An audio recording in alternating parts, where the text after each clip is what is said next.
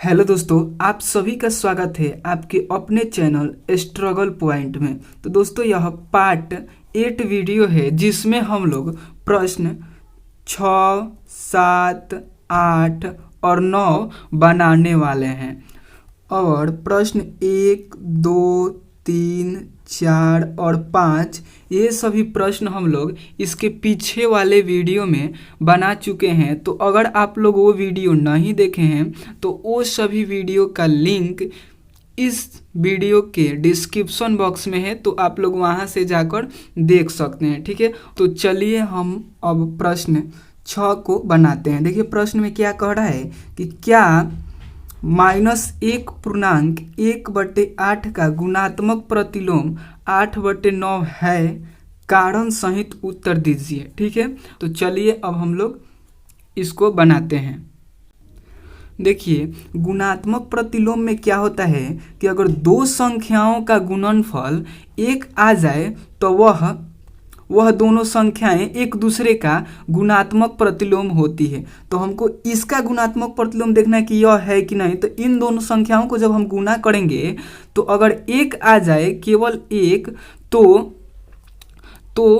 इस संख्या का गुणात्मक प्रतिलोम यह होगा। ठीक है, तो चलिए अब हम लोग करते हैं। तो देखिए यहाँ पे यह पूर्णांक में है तो इसको सबसे पहले हम लोग भिन्न में बदलेंगे। उसके बाद इन दोनों संख्याओं को अगर हम लोग गुणा करेंगे और 1 आ जाए तो इस संख्या का गुणात्मक प्रतिलोम यह है। ठीक है, तो चलिए अब हम लोग करते हैं।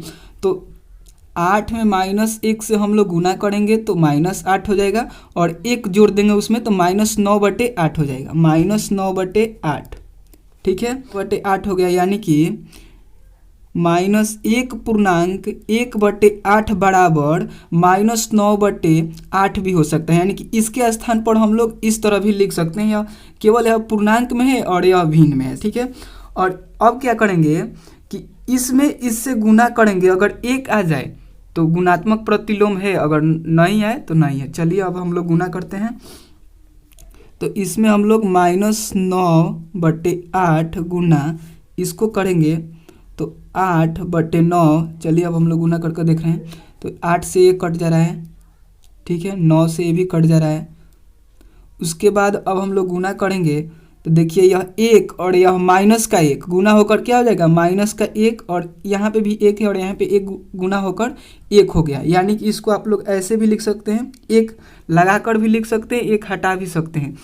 जैसे यहाँ पर 8 है तो 8 के नीचे कुछ नहीं है तो 1 है। ठीक है, और इसको आप लोग ऐसे भी लिख सकते हैं। अगर कहीं लिखा हुआ है इस तरह तो इस तरह भी लिख सकते हैं, कहीं इस तरह लिखा हुआ है तो आप लोग इस तरह भी लिख सकते हैं। तो यहाँ पे इसके नीचे 1 लगाकर लिखा हुआ है तो क्या हम लोग इसका 1 हटाकर नहीं लिख सकते हैं, क्योंकि हर संख्या के बटा में 1 रहता है जो छिपा रहता है। ठीक है, तो इसमें भी छिप जाएगा तो -1 हो गया।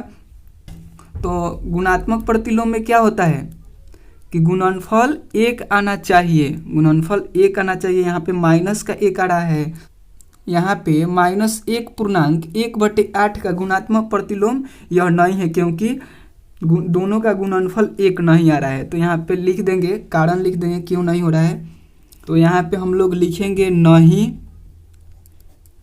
क्या इतना का गुणात्मक प्रतिलोम इतना है तो नहीं है। और क्यों नहीं है, क्योंकि गुणनफल 1 नहीं आ रहा है। इन दोनों का गुणा करने के बाद हमारे पास 1 नहीं आ रहा है, -1 आ रहा है। ठीक है, आप लोग इतना हल में लिखेंगे और यह रफ का काम है, इसको नहीं लिखेंगे। सबसे पहले देखिए इसको आप लोग पूर्णांक में है तो इसको साधारण भिन्न में बदल लीजिएगा। उसके बाद साधारण भिन्न में बदलने के बाद इसमें और इसमें जो दिया हुआ है इसमें गुणा कर देखिएगा आप लोग। 1 आ जाए तो उसका गुणात्मक प्रतिलोम होगा, और 1 नहीं आए, -1 आ गया है यहाँ पे, चाहे कुछ भी संख्या आ जाए 1 को छोड़कर, तो उसका गुणात्मक प्रतिलोम नहीं होता है। तो ठीक है, यहाँ पे नहीं होगा। चलिए अब हम लोग अगला क्वेश्चन देखते हैं।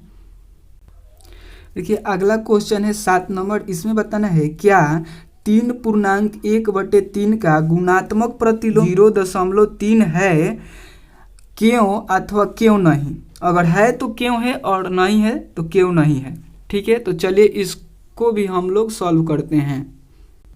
तो देखिए आप लोग हल कैसे करिएगा, सबसे पहले लिखिएगा हल। ठीक है, उसके बाद देखिए यहाँ पे इसको पहले लिखेंगे 3.1/3 और इसको पूर्णांक से पहले हम लोग भिन्न में बदलेंगे। तो भिन्न में कैसे बदलेंगे, इन दोनों का गुना होगा, 3 के 9 और 1 इसको जोड़ दिया जाएगा तो 10/3 हो गया। ठीक है, 10/3 हो गया।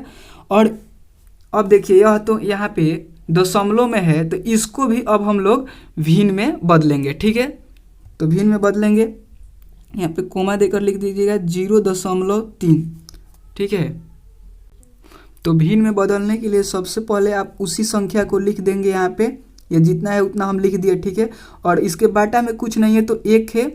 और देखिए दशमलव कितने अंक के बाद है, इधर से गिनेंगे तो 0.1 अंक के बाद है तो नीचे 1 0 लगा देंगे। ठीक है, और किसी भी संख्या के आगे, जैसे यहाँ पे 4 है तो इसके आगे कितना भी 0 हो तो इसको हम लोग 4 ही मानेंगे। तो यहाँ पे देखिए 3 के आगे 1 0 है तो इसको हम 3 ही मानेंगे। तो क्यों ना हम इसको ऐसे भी लिख सकते हैं, 3 0 को हटा कर लिख सकते हैं 3/10 केवल। 0.3 को जब हम भिन्न में लिखेंगे तो 3/10 होगा। ठीक है, और अब हम लोग इन दोनों संख्याओं को गुना करेंगे और 1 आ जाए तो इस संख्या का गुणात्मक प्रतिलोम यह होगा। ठीक है, तो चलिए अब हम लोग गुना करते हैं। ये रफ का काम है, आप लोग रफ में करिएगा, ये सब फेयर का काम है। ठीक है, तो अब हम लोग गुना करेंगे 10/3 और ये 3/10। देखिए इससे यह कट गया एक बेर में और इससे यह कट गया एक बेर में, इससे इसमें गुना होगा तो 1 हो गया और 1 में फिर 1 से गुना होगा तो 1 हो गया, यानी कि 1 हो गया। ठीक है, दोनों का गुणनफल कितना आया, 1 आया। तो यह इसका गुणात्मक प्रतिलोम यह है, तो लिखेंगे हाँ। और क्यों है तो लिखेंगे क्योंकि गुणनफल 1 है। ठीक है, लोग इसी तरह बनाइएगा, इस तरह पहले लिख लीजिएगा, उसके बाद अगर 1 आ जाए तो लिखिएगा हाँ क्योंकि गुणनफल 1 है। ठीक है, तो चलिए अब हम लोग अगला क्वेश्चन देखते हैं। तो अगला क्वेश्चन है 8 नंबर कि निम्नलिखित को वितरण नियम की सहायता से हल कीजिए। ठीक है, इन दो क्वेश्चन को दिया गया है, इसको वितरण नियम के सहायता से हल करना है। तो चलिए इसको सबसे पहले हम लोग कॉपी पे लिखते हैं। हम लोगों ने 8 नंबर का पहला क्वेश्चन यहाँ पे लिखा, तो इसको हम लोगों को वितरण नियम की सहायता से हल करना है। तो वितरण नियम क्या होता है, देखिए अगर दो संख्याएं जोड़ में है और वह गुना हो रही है किसी संख्या से, तो आप लोगों को क्या करना है कि उसको अलग अलग कर गुना कर देना है। जैसे यहाँ पे देखिए कैसे हुआ है, इसको पहले इससे गुना किया गया है यहाँ पे देखिए, और जोड़ का चिन्ह है तो जोड़ का चिन्ह लगाया गया है, फिर इसको इससे गुना किया गया है और यहाँ पे लिखा गया है। ठीक है, तो इसी प्रकार से आप लोगों को इसको भी करना है, क्योंकि यहाँ पे बाहर में एक संख्या है और ये इधर अंदर दो संख्याएं जोड़ में है। तो आप लोग को वितरण नियम की सहायता से करना है, तो यही होता है वितरण नियम। तो इस तरह हम लोग इसको लिखेंगे। तो चलिए लिखते हैं। तो -3/4 गुने पहले इसके साथ 2/3 और प्लस का चिन्ह है यहाँ पे, तो प्लस का, फिर -3/4 गुना इसके साथ -5/6। तो चलिए अब हम लोग इसको कटने वाला हो तो कटाएंगे और नहीं कटने वाला हो तो फिर गुना कर देंगे। तो चलिए यहाँ पे देखिए 3 एकम 3 और 3 एकम 3। ठीक है, 2 एकम 2 और 2 दूनी के 4, ये कट गया, और 3 एकम 3 और 3 दूनी 6। अब इसके बाद नहीं कटने वाला है तो हम लोग गुना करेंगे। पहले एक बार और हम लोग लिख दे रहे हैं। तो 1/2 आप लोग बराबर का चिन्ह यहाँ पे लगा लीजिएगा। 1/2 गुने यहाँ पे बचा हुआ है 1 और नीचे भी 1। ठीक है, प्लस फिर यहाँ पे 1/4 और देखिए यहाँ पे माइनस है जो अभी कटा नहीं हुआ है तो माइनस भी लगेगा यहाँ पे।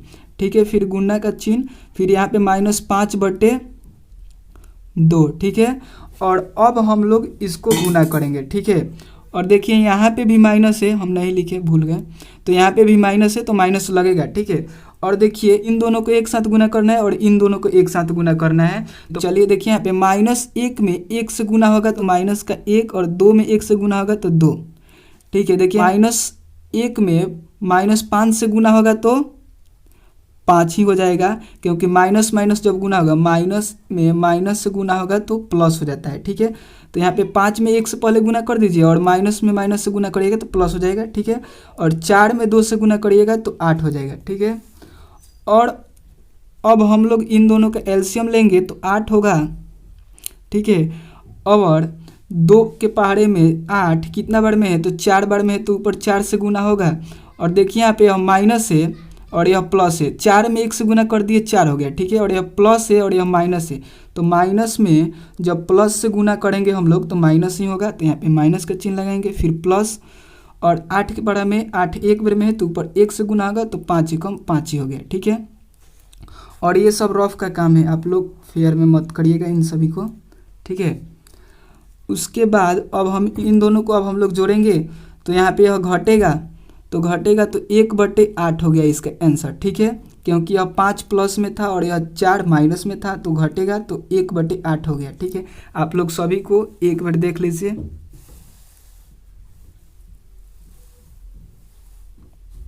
ठीक है, अब हम लोग अगला क्वेश्चन देखते हैं। तो चलिए अब हम लोग 8 नंबर का 2 नंबर क्वेश्चन को हल करेंगे। तो इसको भी वितरण नियम के सहायता से ही हल करना है, तो इस तरीके से हम लोग इसको भी लिखेंगे। तो चलिए लिखते हैं। तो यहाँ पे 5/6 गुने माइनस का 2/5 प्लस 5/6 गुने 3/10। तो चलिए यहाँ पे अगर कटने वाला हो तो फिर कटाएंगे और नहीं कटने वाला हो तो गुना कर देंगे। ठीक है, तो 3 एकम 3, 3 दूनी 6, 5 एकम 5, 5 दूनी 10। ठीक है, इधर का काम हो गया। अब इधर हम लोग देखेंगे तो 5 एकम 5 और 5 एकम 5, यहाँ पे 2 एकम 2 और 2 तिहाई 6। ठीक है, अब हम लोग फिर से एक बार लिख दे रहे हैं इसको। तो यहाँ पे बचा हुआ है 1/3, फिर गुना, यहाँ पे माइनस का 1 बचा हुआ है और बटे, और यहाँ पे 1 बचा हुआ है, प्लस यहाँ पे 1/2 गुने यहाँ पे 1/2। तो चलिए अब हम लोग गुना करते हैं। तो 1 में -1 से गुना होगा तो -1 हो जाएगा, और 3 में 1 से गुना होगा तो 3 हो जाएगा, प्लस 1 में 1 से गुना होगा तो 1, 2 में 2 से गुना होगा तो 4। अब इन दोनों का हम लोग एलसीएम लेंगे तो हमारे पास 12 आ जाएगा। ठीक है, और 3 के पहाड़ा में 12 कितना बेर में आता है 4 बेर में, तो ऊपर 4 से गुना होगा तो 4 में -1 से गुना होगा तो माइनस का 4, प्लस 4 के पहाड़ा में 12 कितना बार में आता है तो 3 बार में, तो ऊपर 3 से गुना होगा तो 3 एकम 3 हो गया। ठीक है, और इन दोनों को अब हम लोग जोड़ेंगे। ठीक है, तो यहाँ पे एक माइनस में है और एक प्लस में है तो यह घटेगा। ठीक है, तो यहाँ पे हो जाएगा -1/12, इसका आंसर हो गया -1/12। ठीक है, आप लोग देख लीजिए इसको। ठीक है, तो अब हम लोग अगला क्वेश्चन देखते हैं। तो देखिए अगला क्वेश्चन है, निम्नलिखित कॉलम अ को कॉलम ब के उचित नियम से मिलाए। ठीक है, तो यह मिलान करने वाला है। तो हम लोगों ने थ्योरी वाले वीडियो में जितना भी नियम पढ़े हैं उन सभी नियम का यहाँ पे उपयोग होगा। ठीक है, तो अगर आप लोग वो सब वीडियो नहीं देखे हैं तो उन सभी वीडियो का लिंक डिस्क्रिप्शन बॉक्स में है, या फिर मैं वीडियो के लास्ट में एक व्हाट्सअप नंबर दूंगा, उस पर मैसेज कर आप उन सभी वीडियो का लिंक ले सकते हैं। तो चलिए हम लोग इसके 1 नंबर क्वेश्चन को देखते हैं। 1 नंबर क्वेश्चन में है प्लस में दोनों संख्याएं हैं और इधर भी प्लस में है, लेकिन इधर क्रम बदला हुआ है। ठीक है, तो इस पर क्रम विनियम लागू हो रहा है, योग्य का क्रम विनियम। तो देखिए इधर कहाँ पे है योग्य का क्रम विनियम, तो सबसे लास्ट में है जे नंबर। तो आप लोग 1 नंबर का मिलान जे नंबर से करेंगे। ठीक है, तो चलिए अब हम लोग अगला देखते हैं। तो अगला है, देखिए यही संख्या इधर भी है और यही संख्या इधर भी है, लेकिन इधर क्रम बदला हुआ है और गुना में है। तो इस पर कौन सा नियम लागू हो रहा है, तो गुना का क्रम विनियम। यह यहाँ पे है आई नंबर, तो आप लोग 2 नंबर को आई नंबर से मिलाइएगा। ठीक है,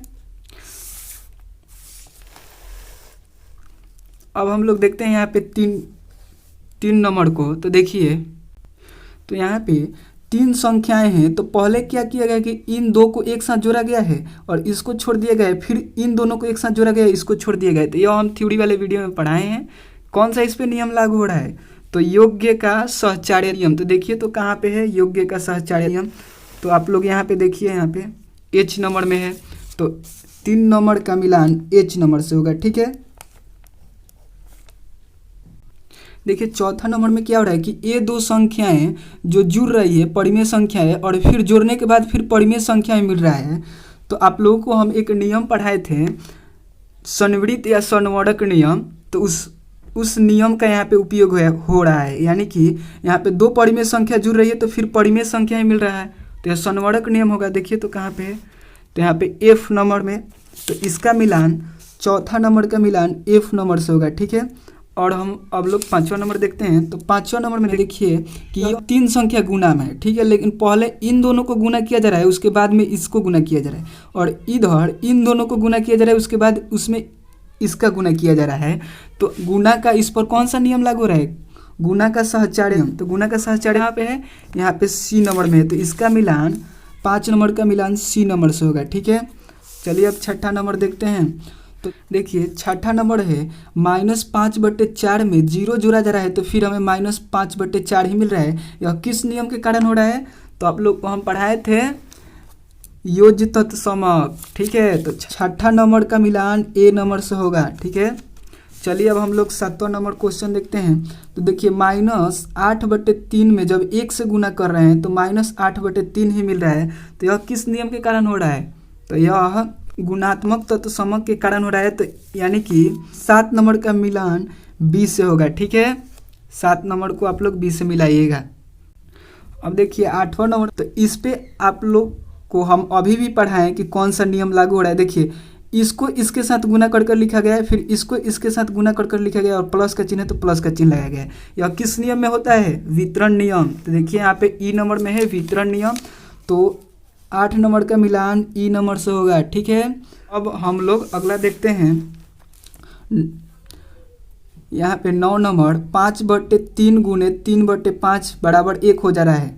यह किस नियम के कारण हो रहा है, तो गुणात्मक प्रतिलोम के कारण हो रहा है। कहाँ पे गुणात्मक प्रतिलोम, देखिए यहाँ पे G नंबर में, तो इसका मिलान G नंबर से होगा।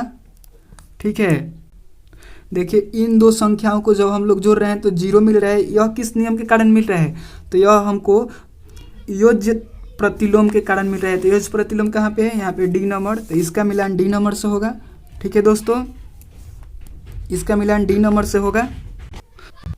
तो चलिए दोस्तों, इस चैप्टर को अब हम लोग ख़त्म कर चुके हैं। इस चैप्टर में केवल एक ही प्रश्नावली 1.1 था, जिसमें 9 क्वेश्चन था, जो कि हम लोग 9 क्वेश्चन बना चुके हैं। ठीक है, अगर आप लोग को वीडियो पसंद आया हो तो प्लीज़ लाइक करें, और अपने चैनल स्ट्रगल पॉइंट ऑफिशियल को अभी तक सब्सक्राइब नहीं किए तो प्लीज़ सब्सक्राइब करें। और अगर आप लोग पार्ट 1 से पार्ट 7 तक का वीडियो नहीं देखे हैं तो इस व्हाट्सअप नंबर पे मैसेज कर आप लोग उन सभी वीडियो का लिंक लेकर देख सकते हैं। ठीक है दोस्तों, तो मिलते हैं अगले वीडियो में, तब तक के लिए बाय दोस्तों।